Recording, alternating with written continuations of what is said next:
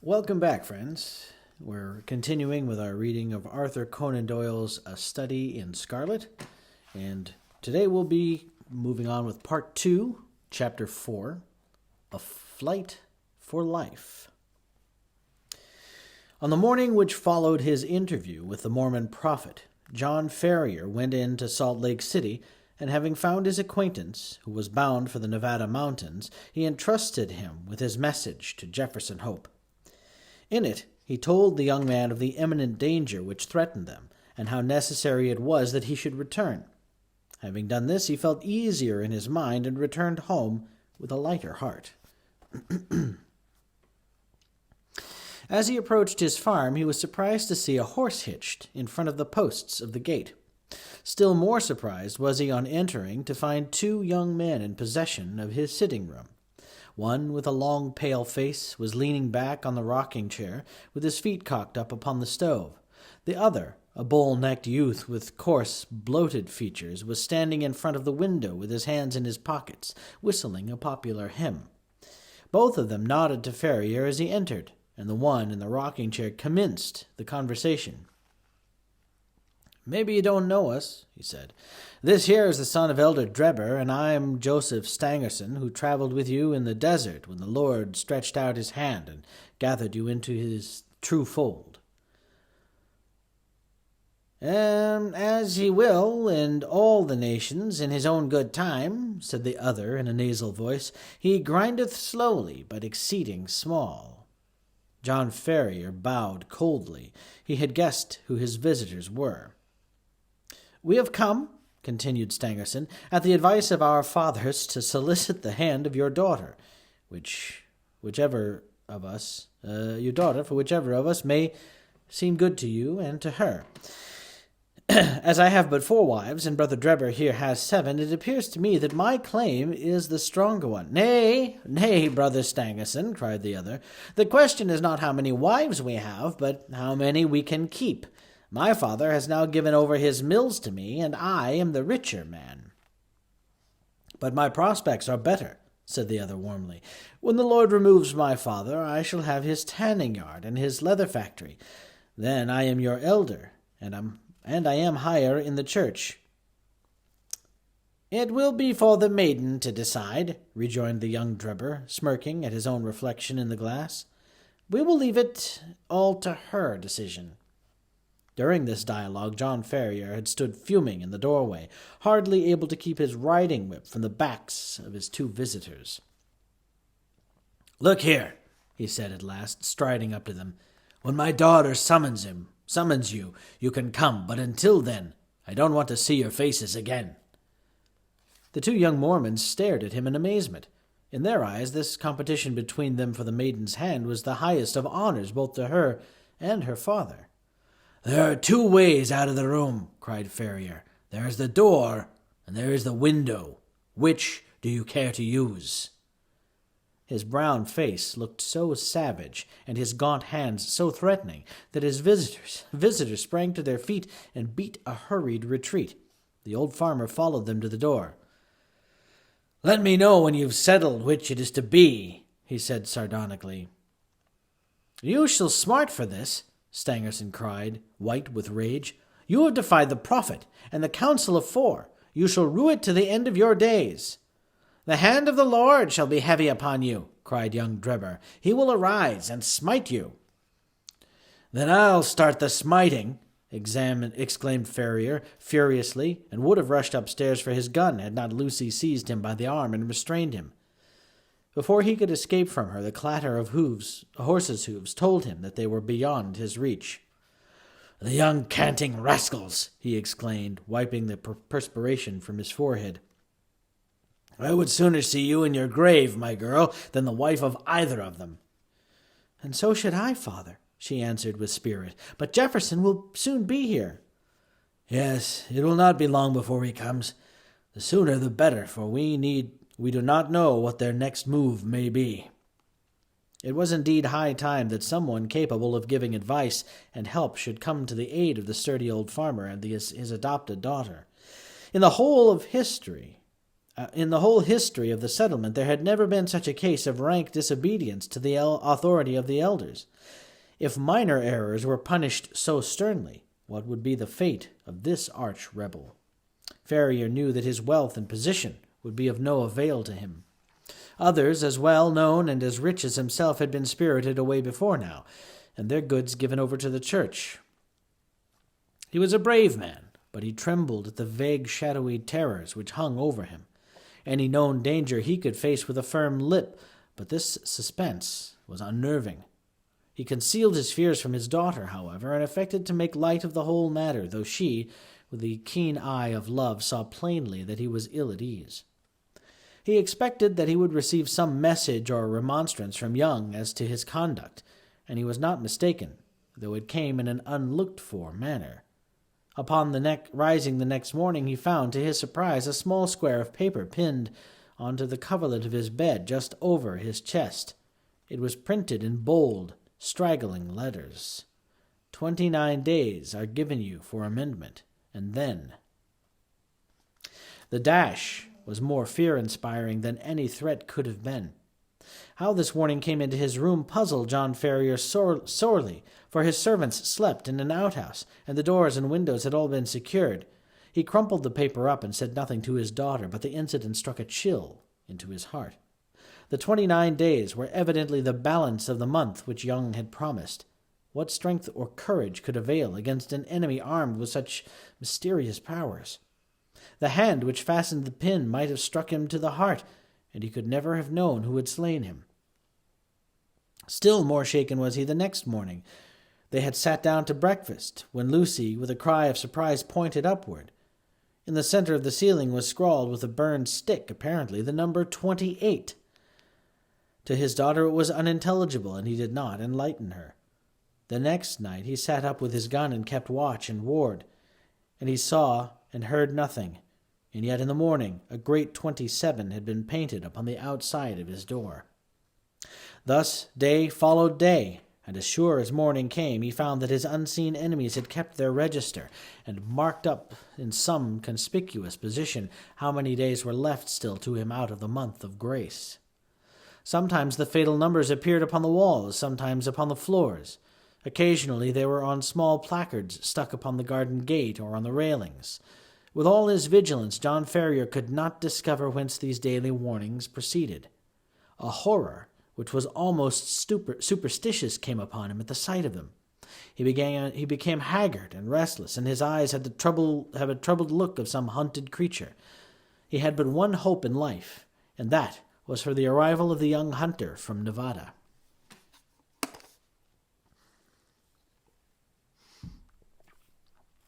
"20 had changed to 15, and 15 to 10, but there was no news of the absentee.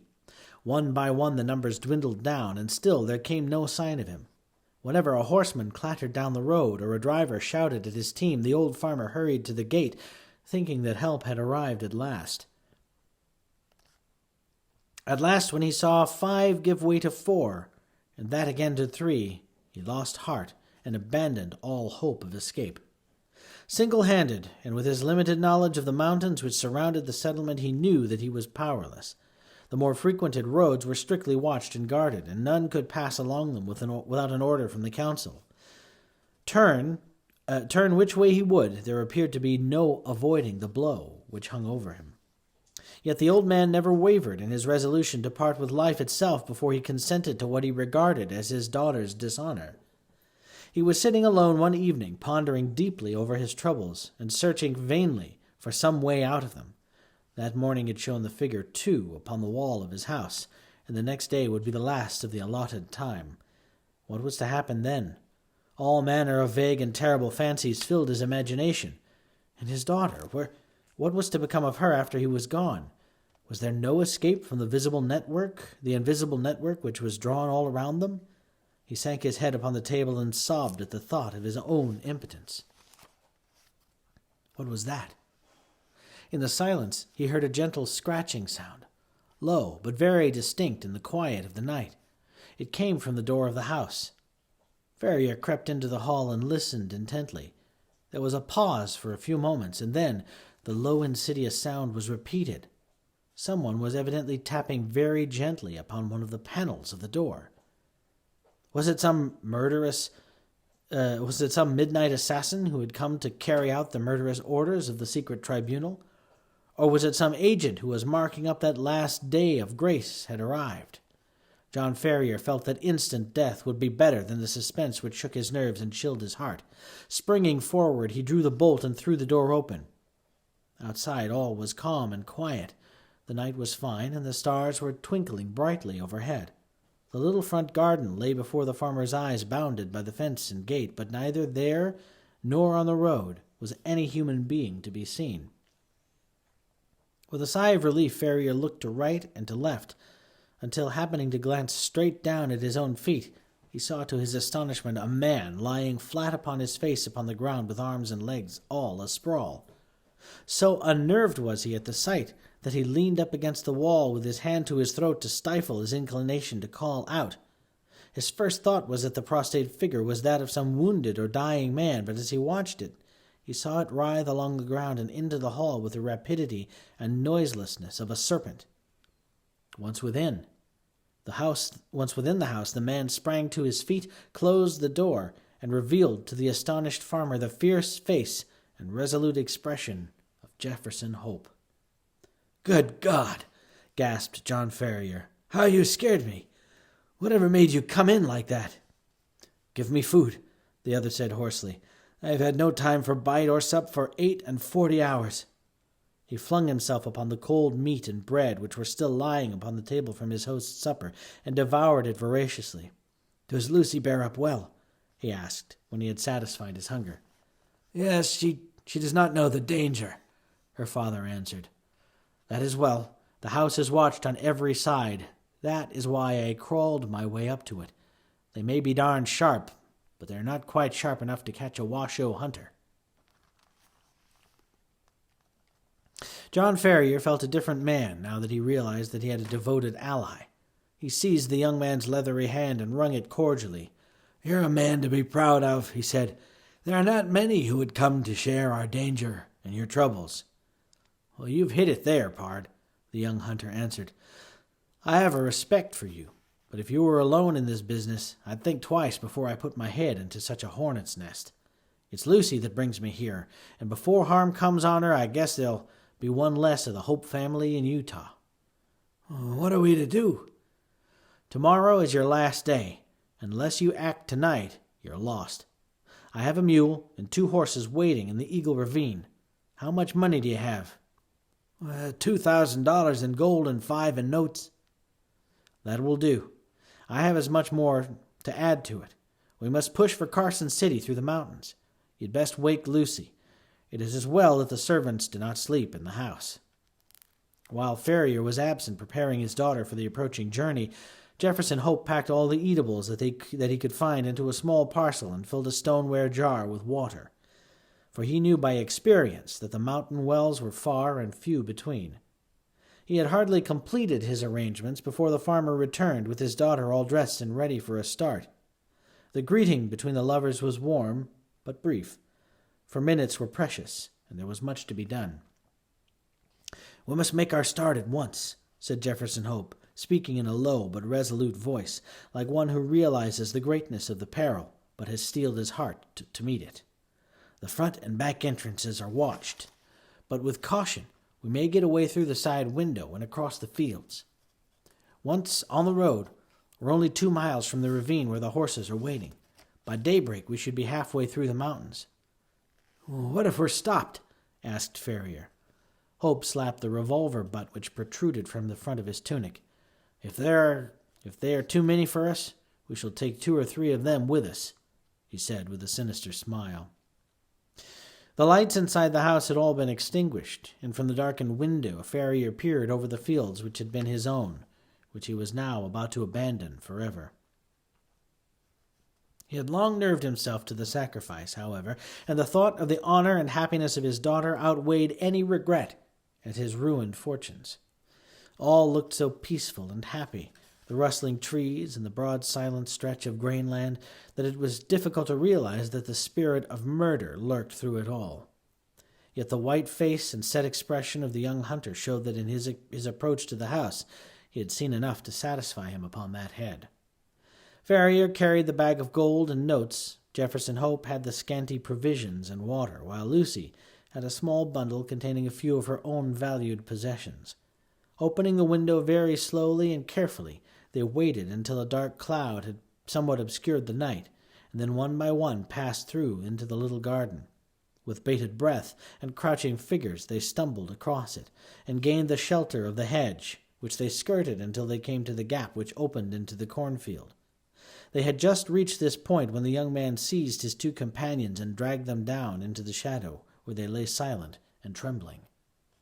It was as well that his prairie training had given Jefferson Hope the ears of a lynx. He and his friends had hardly crouched down before the melancholy hooting of a mountain owl was heard within a few yards of them, which was immediately answered by another hoot at a small distance. At the same moment a vague shadowy figure emerged from the gap for which they had been making, and uttered the plaintive signal cry again, on which a second man appeared out of obscurity. "Tomorrow at midnight," said the first, who appeared to be in authority, "when the whippoorwill calls 3 times. "It is well," returned the other. "Shall I tell Brother Drebber?" "Pass it on to him, and from him to the others. 9 to 7. 7 to 5, repeated the other, and the two figures flitted away in different directions. Their concluding words had evidently been some form of sign and countersign. The instant that their footsteps had died away in the distance, Jefferson Hope sprang to his feet, and helping his companions through the gap, led the way across the fields at the top of his speed, supporting and half carrying the girl when her strength appeared to fail her. Hurry on, he gasped from time to time. "We're through the line of sentinels. Everything depends on speed. Now hurry on." Once on the high road, they made rapid progress. Only once did they meet anyone, and then they managed to slip into a field and so avoid recognition. Before reaching the town, the hunter branched away into a rugged and narrow footpath which led to the mountains. 2 dark, jagged peaks loomed above them through the darkness, and the defile which led between them was the Eagle Canyon in which the horses were waiting them. With unerring instinct, Jefferson Hope picked his way among the great boulders and along the bed of a dried-up watercourse until he came to the retired corner screened with rocks, where the faithful animals had been picketed. The girl was placed upon the mule and old Ferrier upon one of the horses with his money-bag, while Jefferson Hope led the other along the precipitous and dangerous path. It was a bewildering route for anyone who was not accustomed to face nature in her wildest moods.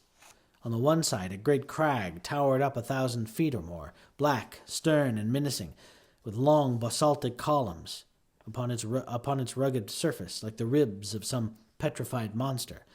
On the other hand, a wild chaos of boulders and debris made all advance impossible. Between the two ran the irregular track, so narrow in places that they had to travel in Indian file, and so rough that only practiced riders could have traversed it at all. Yet in spite of all the dangers and difficulties, the hearts of the fugitives were light within them, for every step increased the distance between them and the terrible despotism from which they were flying. They soon had a proof, however, that they were still within the jurisdiction of the saints. They had reached the very wildest and most desolate portion of the pass, when the girl gave a startled cry and pointed upwards. On a rock which overlooked the track, showing out dark and plain against the sky, there stood a solitary sentinel. He saw them as soon as they perceived him, and his military challenge of "Who goes there?" rang through the silent ravine. "Travelers for Nevada," said Jefferson Hope, with his hand upon the rifle which hung by his saddle. They could see the lonely watcher fingering his gun, and peering down at them as if dissatisfied at their reply. "By whose permission?" he asked. "The Holy Four," answered Ferrier. His Mormon experiences had taught him that that was the highest authority to which he could refer. 9 to 7, cried the sentinel. 7 to 5, returned Jefferson Hope promptly, remembering the countersign which he had heard in the garden.